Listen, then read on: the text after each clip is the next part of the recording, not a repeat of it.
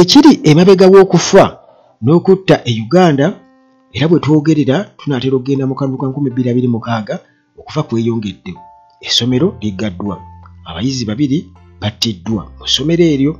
Kakati ate munnange era awo tugenda kukuba ttooki tuddeyoko Seeta High omuyizi agambibwa okuba nti yeetuga. Lwaki tewali nnyo kyatuukibwako? Lwaki lino liggalwa Seeta High n'ataggalwa? Munnange era waliwo owa LC asse mukyala we, ate era waliwo omulala asse mukyala we lwa mwenge. Kwegamba byonna biri Uganda, naye tugenda kuba tubitunuulira. Naye ekinyusi kyaffe kiri wano ku kuggala essomero oluvannyuma lw'abayizi okufa 2 mu ssomero eryo mu ddoomu mu kiseera kye kimu. Kakati ate era ne tutunula kwegamba nga tulaba waliwo obutali bwenkanya oba oli awo nti waliwo n'abantu abamu nga bo tebakwatwako nga banene nti be balina amasomero wano e Uganda, naye ne wabeera waguddewo ekintu ng'ekyo kikanga bantu omwana afiiridde mu ssomero kati nga yafiira ku Seeta High.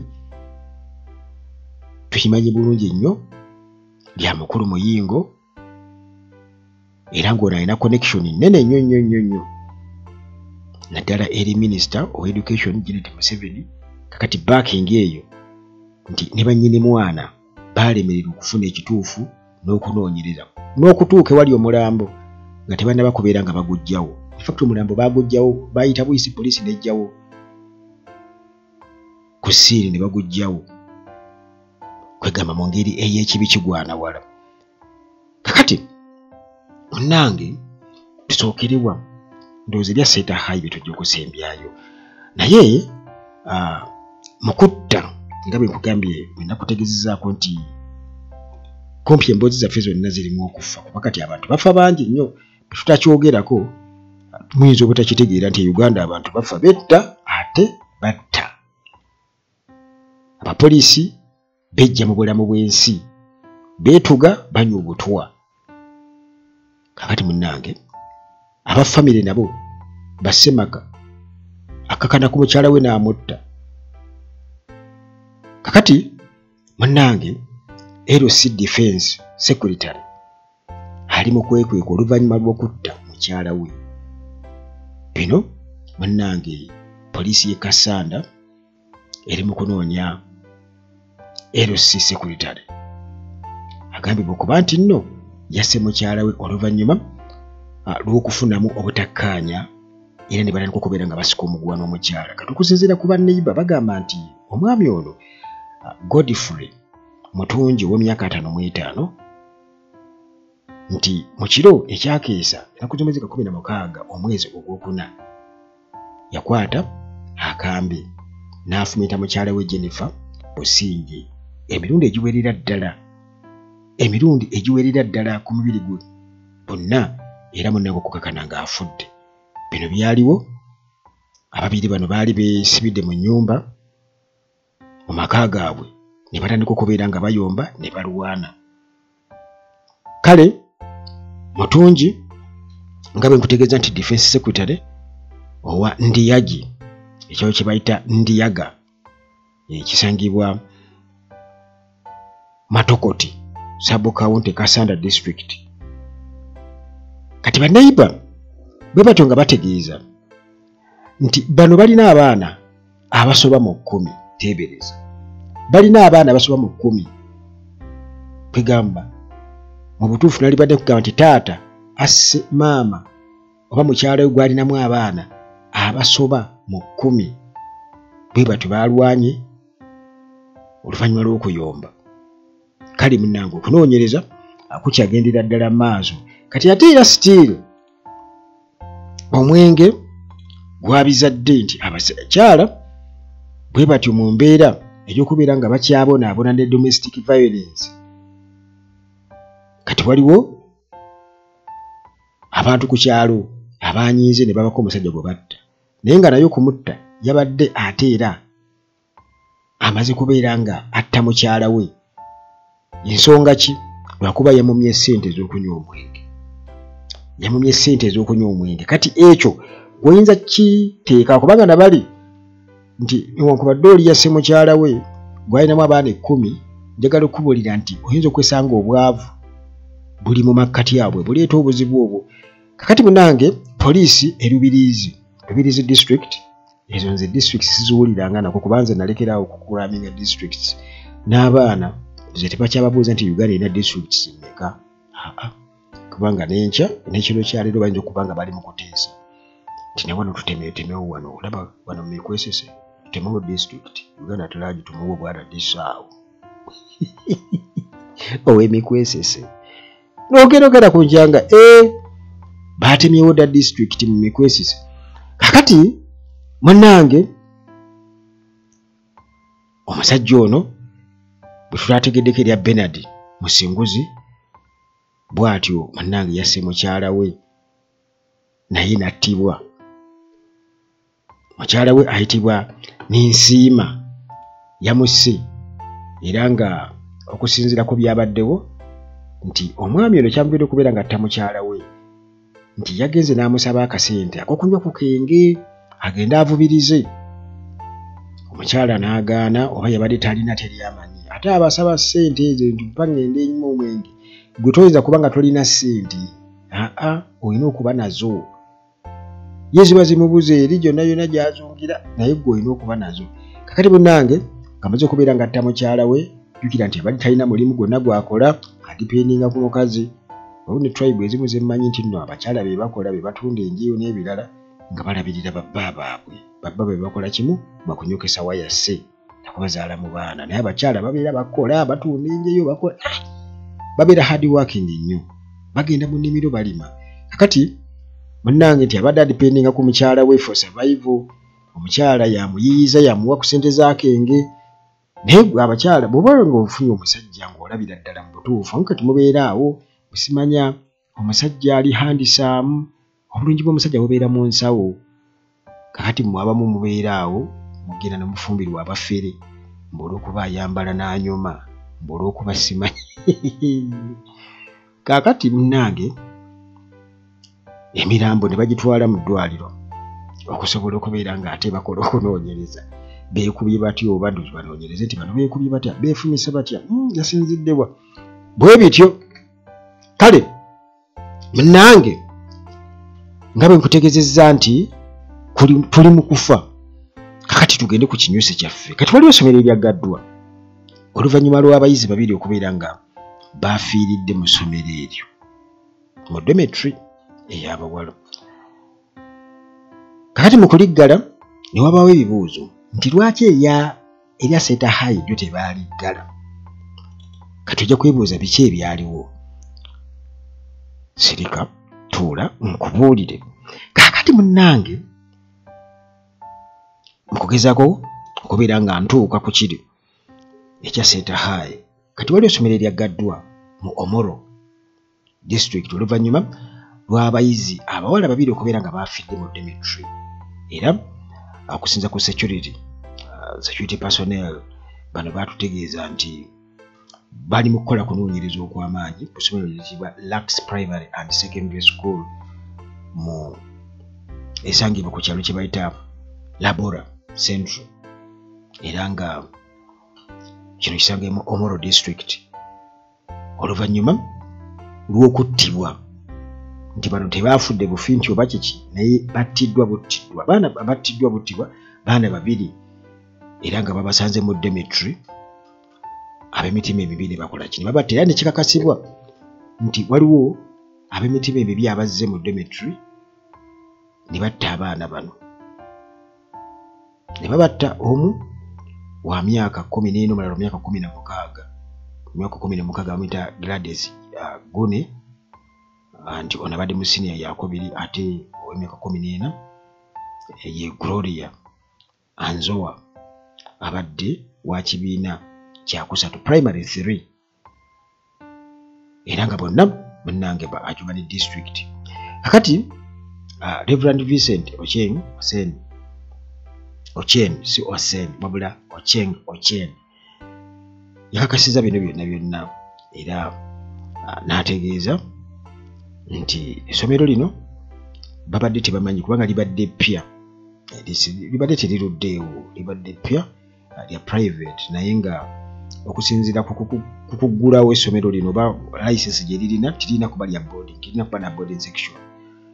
Kale okubeera ne boarding section nti bano babatiddeyo babadde tebamanyi kubanga n'abaana babadde mu boarding tebabadde bangi, babadde batono ddala, nga n'essomero lyennyini lirina abaana batono kubanga okusinziira ku ssomero bali badde n'abaana secondary babadde n'abaana oba 40 badde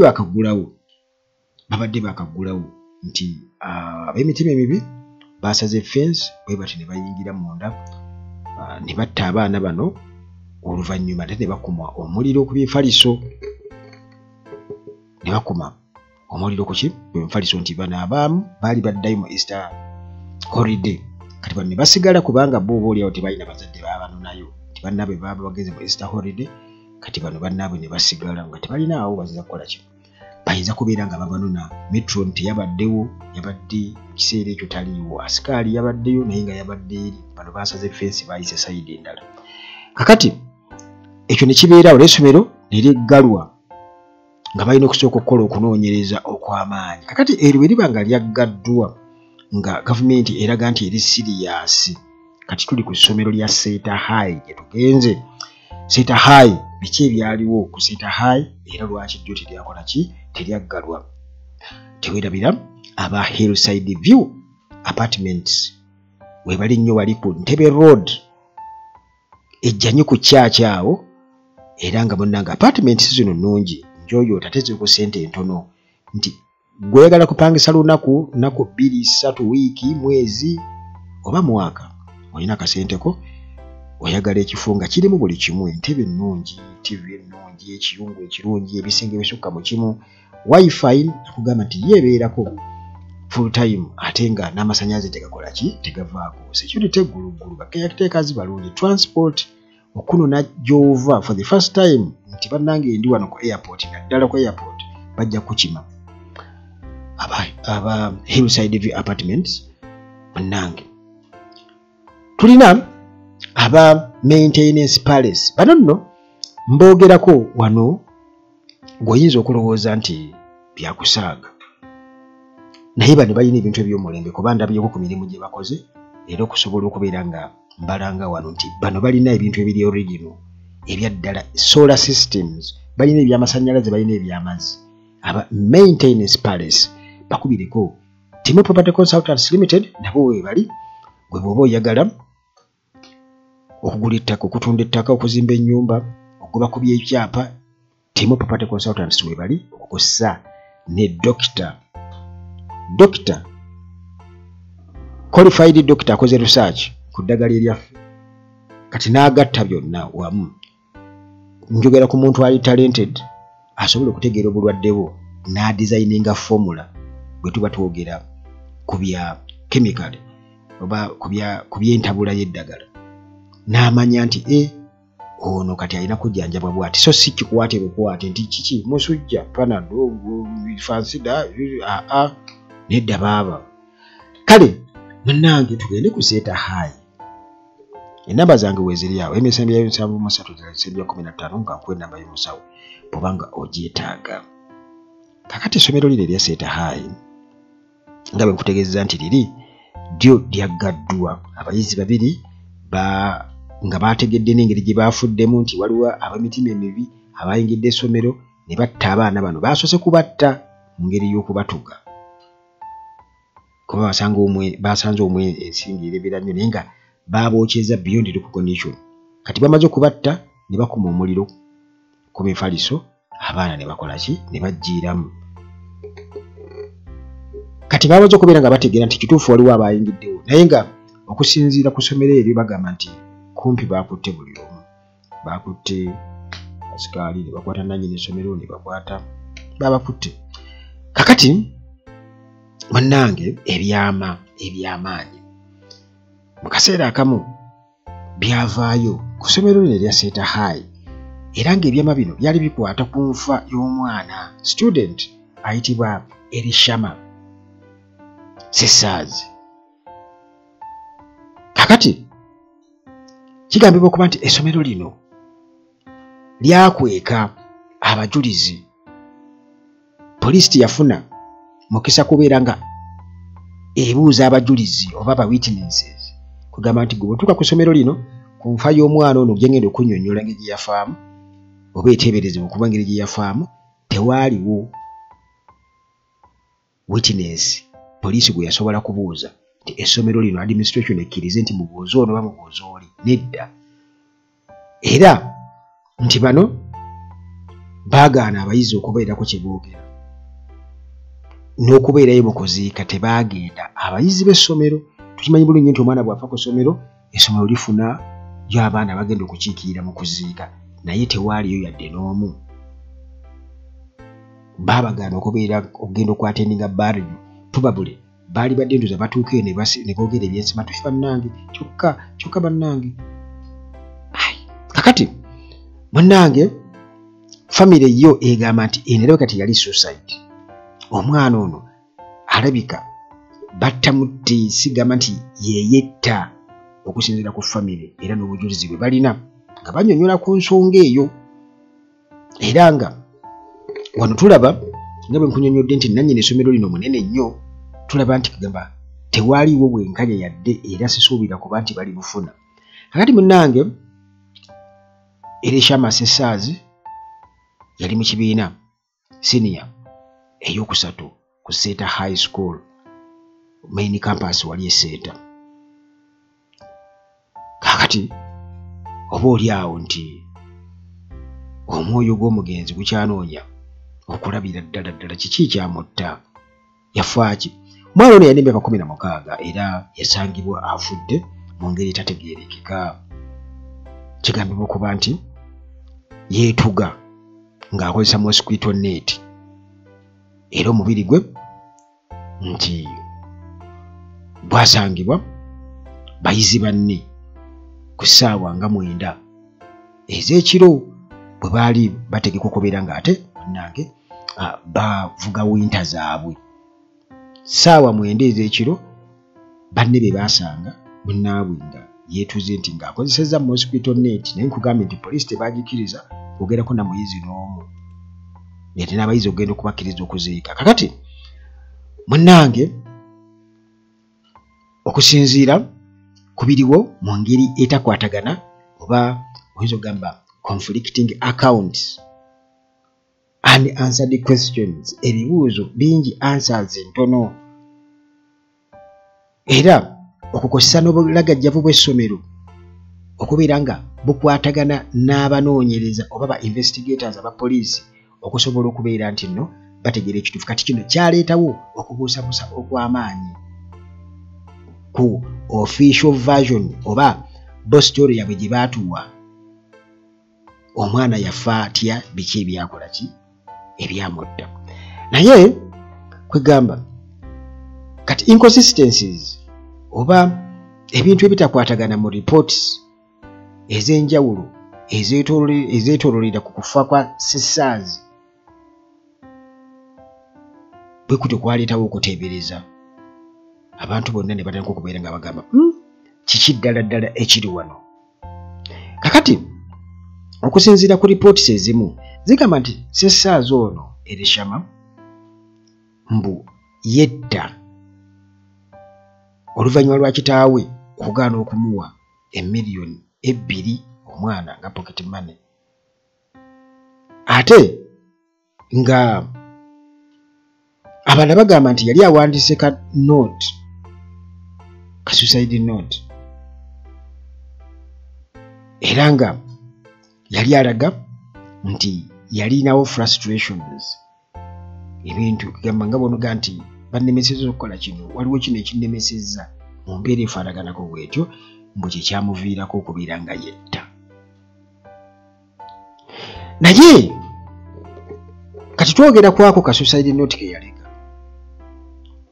omukono gwe gwali gumanyikiddwa, famire nga bamanyi nti omwana waffe awandiika bw'ati, weewuunye handwriting eriko nga bagamba nti teyali yiye. Era ekyo ne kireetawo okubuusabuusa okw'amaanyi nti handwriting eri ku ako kapapula akagambo akaali kawandikiddwako ebigambo ke yawandika nga tannafa, mbu tanneetuga, handwriting nga bagamba nti siye kubajjukira nti n'ebitabo bibeerawo awo era bajja kkebera bage nti ng'awandiika atya bw'ati oba bw'ati. Kakati munnange famire neesigala awo nga teri convinced, simmativu kiki ddala ekyaleetera omwana waabwe okwetta nga bwe bagamba, oba ye yetta oba si ye yetta, kubanga waliwo okubuusabuusa kw'amaanyi. Era Edward Ntale ono nga yali anko owa Sessazi nga yeebuuza lwaki administration y'essomero yabagaana okubeera nga batuuka ewali omulambo nga poliisi tennabakubira ng'egutwala. Administration y'essomero yabagaana okutuuka ewali omulambo nga poliisi tennabakubira ng'egutwala.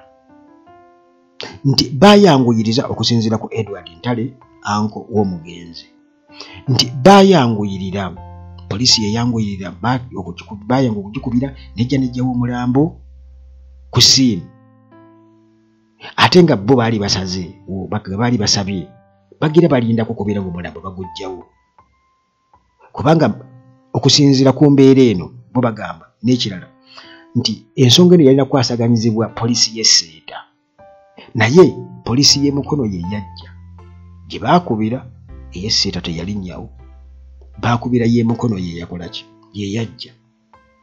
Kati nekyongera okubeera nga kireetawo okubuusabuusa okw'amaanyi era nga beebuuza lwaki omwana yandibadde yeetuga, kyokka ate nga yeetugira ku triple decker bed nti obutanda buli busatu okwambuka, nga waliwo space ntono nnyo wakati wa ziddeeka ezo. Lwaki? Omanyi kugamba omuntu okwetuga olw'okuba nti oba weetuga naye oba tomanyi kiddirira, kati bw'onaaba osuffocatinga otandika okulwana nti ekikuleetera okubeera nti ofa oba tolinawo ofunye support, era omuntu yeetuga afa akutte bw'ati alwana okuba nga oba yejjamu omuguwa ebiseera ebimu.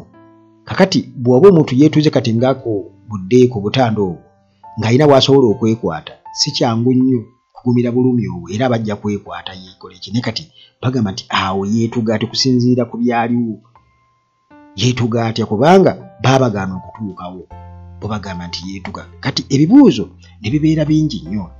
Kakati ebyo nga bikyali awo nti case file gyeri SD 04 21st 02 2025 nti era nga already weeri wali Mukono police station, naye ensonda mu crime department sigamba nti progress oba okunoonyereza okubaako we batuuka kukyalemye okubaako we batuuka okufuna statement mu ba witnesses oba mu bajulizi kizibu nnyo, n'abayizi bennyini abasomesa school administration teryakkirizibwa kwogera kigambo na kimu nti gweotuukawo wali kugamba wali ng'ewataaliwo kintu kyonna, kugamba ebintu byonna byonna biraba ebyo nti byandibadde bireetera obwenkanya singa bwali we buli ogamba nti essomero liggalwe, bwe baba tewali asobola kutunnyonnyola ku nsonga eno, poliisi erina obuyinza obwo bugamba nti close the school kubanga crime scene tulemeseddwa okuba nga tunoonyereza. Amateeka galina okukola ki? Okubaawo n'okugobererwa.